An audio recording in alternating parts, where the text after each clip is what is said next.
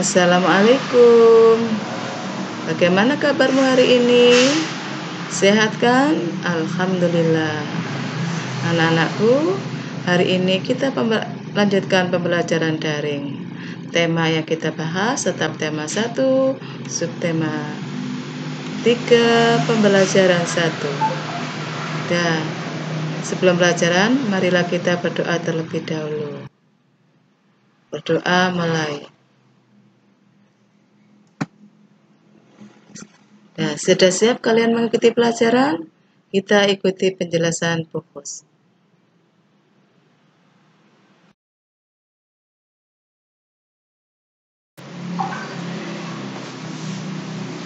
Coba kalian amati gambar yang ada di depanmu. Mungkin kalian... Nah, benda-benda yang kamu lihat tadi itu disebut dengan gerabah. Apa itu gerabah? Gerabah adalah barang pecah belah yang terbuat dari tanah liat, dibakar dengan secara tradisional. Salah satu tempat penghasil gerabah adalah Pulau Madura. Nah, ini adalah peta Pulau Madura. Coba perhatikan. Pulau Madura terletak di sebelah timur kota Surabaya. Nah, ini adalah salah satu daerah penghasil gerabah yang ada di Jawa Timur, yakni Pulau Madura. Perhatikan gambar ini. Anak-anak, gambar ini adalah tahap-tahap untuk membuat gerabah. Tahap yang pertama adalah kita persiapkan dulu tanah liat. Tanah liat ini tentunya harus kita pilih agar hasilnya nanti lebih baik. Setelah kita siapkan tanah liat, baru kita bentuk. Bentuk ini sesuai dengan keinginan kita atau sesuai dengan pesanan. Setelah tanah liat dibentuk, maka jadilah seperti ini. Ada yang berbentuk guci, ada yang berbentuk vas, ataupun ada tempat yang lainnya. Setelah terbentuk, barulah gerabah ini akan dibakar secara tradisional. Untuk membuat gerabah, tentunya ada alat-alat yang digunakan dalam pembuatan gerabah. Secara garis besar, alat pembuat gerabah terbagi menjadi dua, yaitu alat-alat umum dan alat-alat khusus. Adapun alat-alat umum yang diperlukan adalah 1 cangkul, 2 linggis, 3 ember.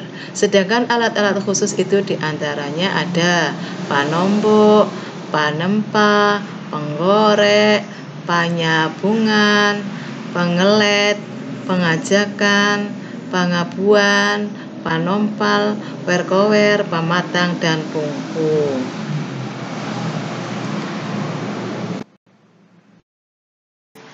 Setelah kita persiapkan peralatannya, barulah kita akan membuat gerabah. Bagaimana proses pembuatan gerabah? Di sini ada beberapa langkah untuk membuat gerabah.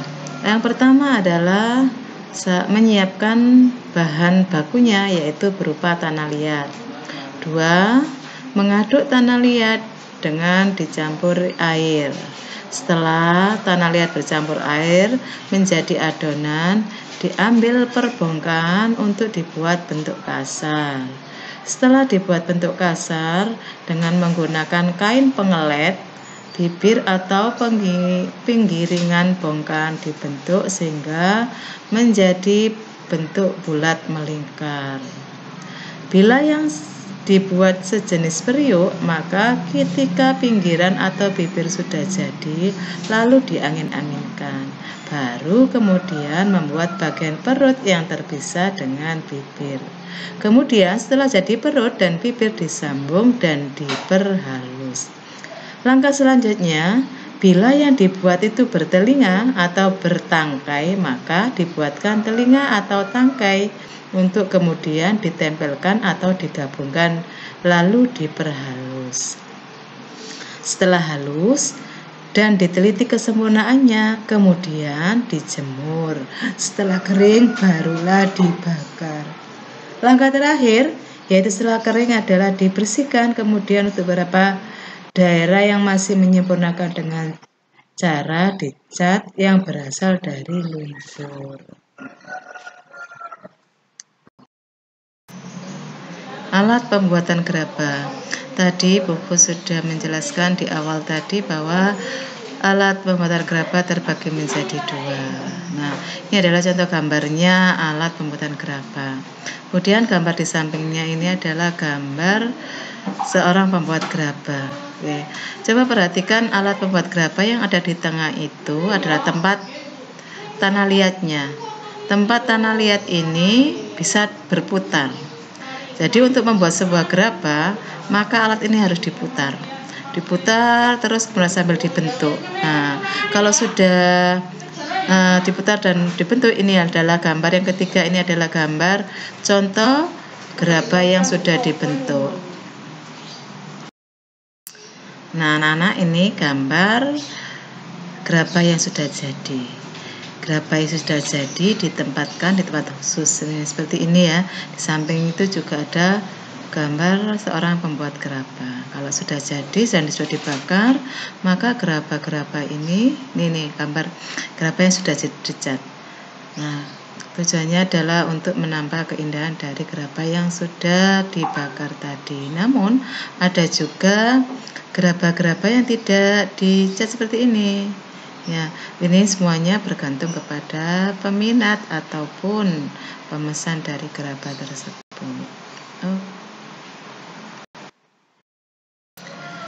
Anak-anak, ternyata gerabah Madura telah banyak memberikan manfaat, baik itu bagi pengrajin itu sendiri maupun bagi masyarakatnya. Manfaat bagi masyarakat adalah masyarakat bisa memperoleh pekerjaan yang secara tidak langsung berpengaruh pada pendapatan seseorang sehingga kesejahteraan ekonominya lebih meningkat. Sedangkan bagi para pengrajin juga mendapatkan keuntungan. Apa keuntungannya? Yaitu omsetnya naik. Kemudian selain itu bisa memberikan sumbangsih kepada masyarakat di sekitarnya. Oke. Ternyata dengan adanya kerajinan gerabah banyak manfaat. Selain manfaat ekonomis, ada manfaat lainnya, yaitu salah satunya adalah melestarikan warisan budaya Indonesia. Artinya perajin gerabah ini sudah ada sejak zaman dahulu secara turun-temurun, yang keberadaannya sekarang bergeser karena ada pembuatan gerabah dari bahan lain selain tanah liat. Nah, ini ada sebuah bacaan yang berkaitan dengan gerabah di Pulau Madura. Anak fokus kasih waktu membaca 10 menit. Pahami isi bacaannya. Kemudian tulislah ide pokok dari setiap paragraf. Masih ingat kan pelajaran yang lalu tentang ide pokok dan gagasan utama? Berbekal dari itulah kalian tugasnya adalah menuliskan ide pokok setiap paragraf yang terdapat pada bacaan gerabah dari Pulau Madura.